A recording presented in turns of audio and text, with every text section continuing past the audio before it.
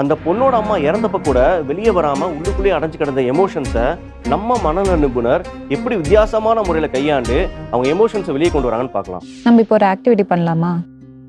என்ன ஆக்டிவிட்டி? உங்கள் அம்மாவுக்கு வந்து ஒரு லெட்டர் எழுதலாம். அந்த லெட்டரில் வந்து நீங்கள் உங்கள் அம்மாவுக்கு என்னெல்லாம் சொல்லணும்னு நினைக்கிறீங்களோ, என்னெல்லாம் எக்ஸ்பிரஸ் பண்ணணும்னு நினைக்கிறீங்களோ அதெல்லாம் எழுதலாம். அது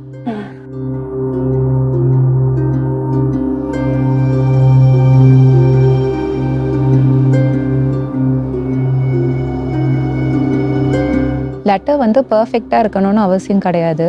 உங்களுக்கு என்னெல்லாம் தோணுதோ, என்னெல்லாம் எழுதணும்னு நினைக்கிறீங்களோ அதெல்லாம் எழுதலாம்.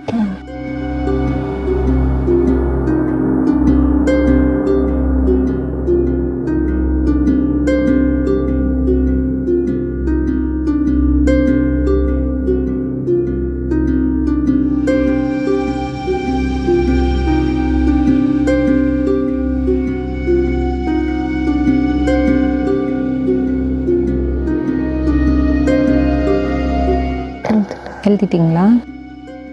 ஓகே, இப்போ அந்த லெட்டர் படிச்சு காட்ட முடியுமா உங்களால்? டியர் அம்மா, வார்த்தைகளாலும் சொல்ல முடியாத அளவுக்கு உங்களை நான் ரொம்ப மிஸ் பண்ணுறேன். லைஃபே எம்டியாக இருக்குது நீங்கள் இல்லாதனால. நீங்கள் என்னை ரொம்ப நல்லா பார்த்துக்கிட்டீங்க. உங்களை நான் நிறைய நாள் கிராண்டடாக எடுத்துக்கிட்டு இருந்தேன். I wish you were still here with me. I just want to say அம்மா, தேங்க்யூ ஃபார் பிகினிங் சச் எ அமேசிங் மாம். உங்களோட லவ்க்கு, சப்போர்ட்க்கு, கைடன்ஸ்க்கு ரொம்ப தேங்க்யூ. என்னால் என்னையே மன்னிக்க முடியாத அளவுக்கு லாஸ்ட்டாக அப்படி திட்டேன்னு. ரியலி சாரி அம்மா.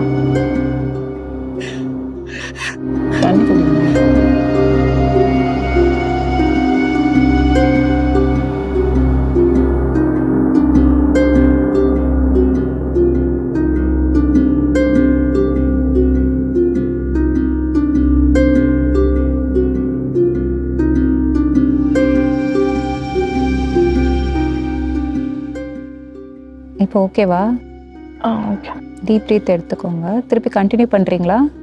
உங்களோட மெமரிஸை நான் எப்போவுமே பொக்கிஷமாக வச்சுப்பேன். ஐ லவ் யூம்மா. அடிக்கடிக்கு தோணும், இப்போ நீங்கள் இருந்திருந்தா என் லைஃப்பில் இப்போ நடக்கிறது பார்த்துருந்தா இன்னும் சொல்லி இருந்திருப்பீங்கன்னு. I wish you were had to hug me and tell me everything will be okay. I always love you அம்மா. You are always in my heart. Okay.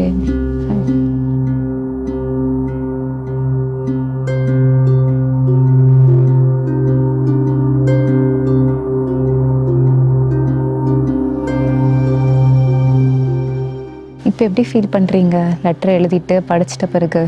அம்மா கிட்ட சொன்ன மாதிரியே எனக்கு ஃபீல் ரிலீஃபாக இருக்குது. எனக்கு கொஞ்சம் பெட்டராக ஃபீல் பண்ணுறேன் நான். ஆக்சுவலி நீங்கள் சொன்ன வேர்ட்ஸ் எல்லாமே உங்கள் அம்மாவுக்கு கேட்டிருக்கும். டெஃபினெட்லி கேட்கும். நான் விஷ் பண்ணுறேன். இன்னொன்று கவனிச்சிங்களா, உங்களுக்கு அழுகையே வராதுன்னு சொன்னீங்க, ஆனால் அந்த லெட்டர் எழுதும் போது உங்ககிட்டேருந்து அழுதிங்களே. மம்மியோட கனெக்ஷன் அப்படி. மம்மியோட கனெக்ஷன் அப்படி. ஸோ இதுலேருந்து என்ன தெரிஞ்சுக்கலாம், நீங்கள் ட்ரக் இல்லாமே கூட உங்களுக்கு எமோஷன்ஸ் நம்ம வெளியில் கொண்டு வரலாம் இல்லையா? ட்ரக் நீங்கள் மெயினாக யூஸ் பண்ணிக்கிட்டதுக்கு ரீசன் வந்து எமோஷன்ஸ் வெளில வரமாட்டேங்குது, ஹார்ட்டே ஹெவியாக இருக்குது அப்படின்றது தான். ஆனால் ட்ரக்கை தவிர நிறையா விதங்கள் இருக்குது நம்மளோட ஃபீலிங்ஸை வெளில கொண்டு வரத்துக்கு. நமக்கு 2 விதமாக நம்ம ஒரு சுச்சுவேஷன், ஒரு லாஸை ஹேண்டில் பண்ணலாம். ஒன்று ஹெல்த்தியாகவும் இருக்கலாம், அன்ஹெல்த்தியாகவும் இருக்கலாம். ஹெல்த்தியானா அன்ஹெல்த்தி வந்து இப்போ நீங்கள் பண்ணுற ட்ரக் யூஸ் அப்படின்றது, ஏன்னா சிச்சுவேஷனே அது உங்களுக்கு நல்லா இருக்கலாம், உங்களுக்கு வந்து ஈஸியாக எமோஷன்ஸ் வெளியில் வரலாம், அந்த மொமெண்ட்டுக்கு அது நல்லா இருக்கலாம். ஆனால் அதுக்கடுத்து உங்களோட உடம்பையும் மனசையும் அது ரொம்ப பாதிக்கும். ஆனால் இதுவே ஹெல்த்தியாக இப்போ இந்த லெட்டர் எழுதுறது, இல்லைனா உங்களுக்கு ரொம்ப ட்ரஸ்ட்டாக நீங்கள் யாரை நம்புறீங்களோ அவங்கக்கிட்ட போய் ஷேர் பண்ணிக்கிறது, இல்லை அம்மாவோட ஃபோட்டோ பார்த்தே பேசுகிறது, இதெல்லாம் நீங்கள் பண்ணும்போது டைரெக்டாக உங்கள் மைண்டில் என்னெல்லாம் இருக்கோ, உங்கள் மனசு என்னெல்லாம் சொல்லுதோ அது ஆட்டோமேட்டிக்காக நீங்கள் வேர்பலி வெளில கொண்டு வரீங்க. கொண்டு வரும்போது ஆட்டோமேட்டிக்காக அந்த எமோஷன்ஸ் வந்து வெளியில் வரும். அதே மாதிரி அம்மாவுக்கு உங்களை நீங்கள் நல்லா இருக்கணும்னு நினச்சி தான் உங்களுக்காக தான் இந்த வாழ்க்கையை வாழ்ந்துட்டு இருந்தாங்க. அதனால் அம்மாவுக்கு என்னெல்லாம் பிடிக்கும் அப்படின்றத யோசித்து பண்ணுங்க. ஸோ உங்களுக்கு சொன்ன விஷயங்கள் அதுதான். இதெல்லாம் பண்ணும்போது இந்த ட்ரக்லேருந்தோ வெளியில் வருவீங்க, அம்மாவோட லாஸ்லேருந்தோ வெளியில் வருவீங்க. இந்த கேஸ் மூலமாக அம்மா எமோஷன் எவ்வளோ முக்கியம் அப்படின்றத நம்ம பார்த்தோம். அம்மா நம்ம கூடவே இருக்கும் போது நமக்காக சமைக்கிறாங்க, நமக்காக நிறைய விஷயங்கள் செய்யும் போது நம்ம அவங்க தானே அப்படின்னு சொல்லிட்டு ஈஸியாக எடுத்துக்கிறோம். ஆனால் அவங்க இல்லாத போது தான் அவங்களோட அருமையை நம்மளால் புரிஞ்சிக்க முடியுது. நிறைய பெரிய பெரிய ஆளுங்களுக்குமே அம்மா தான் வீக்னஸாக இருப்பாங்க. ஆனால் இந்த சின்ன பொண்ணு இவ்வளோ சீக்கிரமாக அவங்க அம்மா இல்லாததை ஃபேஸ் பண்ணும்போது பல பிரச்சனைக்கு உள்ளே போகிறாங்க. லாஸ் அப்போ நம்ம பாடியில் நிறைய வகையான சேஞ்சஸ் நடக்கும். சில பேருக்கு வந்து சாப்பிடவே தோணாது, சில பேர் நிறைய சாப்பிடுவாங்க, சில பேருக்கு தூக்கமே வராது, சில பேர் நிறைய தூங்குவாங்க, சில பேர் எதுவும் யோசிச்சு அழுதுகிட்டே இருப்பாங்க, சில பேருக்கு எதுவுமே யோசிக்க முடியாமல் அதே நம்பா இருப்பாங்க. இந்த பொண்ணு கேஸ்லையுமே அப்படிதான் இருந்தது. அவங்களால எதுவுமே யோசிக்க முடியல, நம்பா இருந்தாங்க. இது எதனால அப்படின்னு பார்த்தீங்கன்னா, அவங்களோட ஹாஸ்பிட்டலில் அவங்க அம்மா இருக்கும் போது அவங்களே தான் அவங்க அம்மாவை டேக் கேர் பண்ணிக்கிட்டாங்க. சின்ன சின்ன விஷயத்துலேருந்து பெரிய பெரிய விஷயம் வரைக்கும் அந்த ஸ்ட்ரெஸ் அவங்களுக்கு இருந்தது. அதே மாதிரி அம்மா திட்டோமே அப்படின்ற ஒரு கில்ட்டி அவங்களுக்கு இருக்குது. இப்போ அம்மா மிஸ் பண்ணுறது, அம்மா இல்லாமல் என்ன பண்ணுவோன்ற பயம், அந்த மாதிரி பல வகையான உணர்ச்சிகளாக ஒரே டைமில் அவங்க மைண்டில் போகும்போது மைண்டால் ரியாக்ட் பண்ண முடியாமல் நம்பாயிடுறாங்க. ஆனால் சைக்காலஜியில் ஒரு கோட் இருக்குது, அன்எக்ஸ்பிரஸ்ட் எமோஷன்ஸ் வந்து வில் நெவர் டை அப்படின்றது தான். ஸோ நீங்கள் எக்ஸ்பிரஸ் பண்ணாத உணர்ச்சிகள் இன்னும் உங்களுக்குள்ளே இருக்குன்றது தான் அர்த்தம். அதனால இப்போ அவங்க நம்பா இருக்காங்கன்றதுனால நமக்குள்ளே எதுவுமே இல்லை, நம்ம சரியாயிட்டோம் அப்படின்னு நினைக்க முடியாது. எப்படியாவது இந்த எமோஷன்ஸை வெளியில கொண்டு வந்தாதான் நம்மளோட இயல்பான வாழ்க்கைக்கு நம்மளால போக முடியும். இது 2 வகையா நம்ம வெளியில கொண்டு வரலாம். ஒன்று வந்து நல்ல வகையில், இன்னொரு கெட்ட வகையில். நல்ல வகையிலனா இன்னைக்கு பண்ண ஆக்டிவிட்டி மாதிரி நமக்கு லெட்டர் எழுதுறது, அதே மாதிரி நமக்கு பிடிச்ச பர்சன் கூட பேசுறது, பாட்டு கேட்கறது, ஜிம்முக்கு போகிறது, இதெல்லாம் பண்ணும் போது நம்ம பாடியில் ஹாப்பி ஹார்மோன்ஸ் வந்து செக்ரேட் ஆகும். இதனால நம்மளோட உணர்ச்சிகளை வெளியில கொண்டு வந்து நம்மளை லைட்டாக ஃபீல் பண்ண வைக்கும். அதே மாதிரி கெட்ட வகை என்னன்னு பார்த்தீங்கன்னா, ஸ்மோக் பண்ணுறது, ட்ரிங்க் பண்ணுறது, ட்ரக்குள்ளே இன்வால்வ் ஆகுறது, இல்லைன்னா வேகமாக வண்டி ஓட்டுறது, இதெல்லாம் அந்த மொமெண்ட்டுக்கு உங்களை அந்த எமோஷன்ஸ்லேருந்து வெளியில் கொண்டு வரும். தவிர திருப்பி நீங்கள் நார்மல் லைஃப்க்கு வரும்போது திருப்பி இந்த எமோஷன்ஸ் எல்லாம் உங்களுக்குள்ளேயே வர மாதிரி தான் ஆரம்பிக்கும். இது எதனால நம்ம நிறைய ட்ரக் அடிக்ஷனுக்குள்ளே போகிறோம் அப்படின்னு பார்த்தீங்கன்னா, ஃபஸ்ட்டு நம்ம அந்த விஷயத்துக்குள்ளே போகும்போது நல்லா இருக்கே அப்படின்ற மாதிரி இருக்கும். ஸோ திருப்பி நம்ம சோகமாக இருக்கும்போது அதே பண்ணணும்னு நம்ம மனசு தோண ஆரம்பிக்கும். ஸோ இப்படி தான் வந்து ஒரு சின்ன செயல் வந்து ஹேபிட் ஆகி ஹேபிட் வந்து அடிக்ஷன் ஆகிற மாதிரி இருக்கு.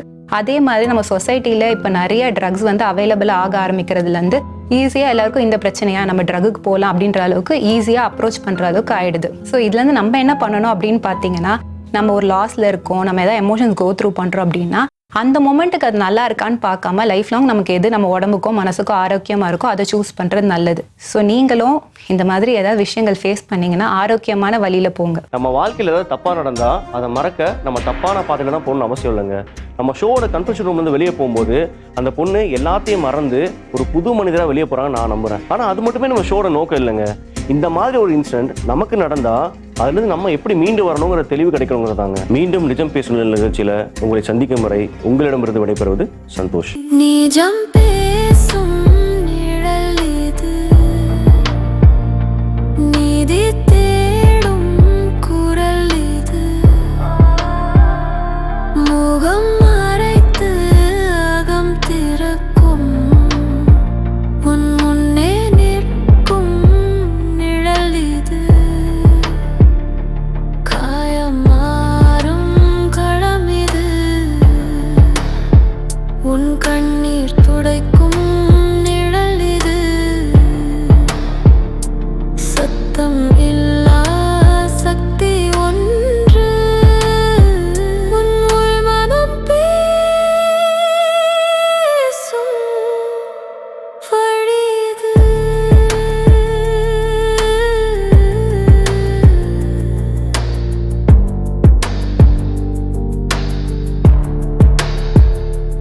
அன்று உன்னை மிரட்டிய கைகள் இன்று அருகில் கூட இல்லை, உன் அடையாளம் மறைக்கும் இருள், உன் உண்மைக்கு காவல் கல்லடி, பயம் என்பது சங்கிலிதான் கைவிடு என்று கூப்பிடுது உள்ளம், படிப்படியா மூச்சு வாங்க இருட்டிலே தானே பிறக்கும் காலை. நிஜம்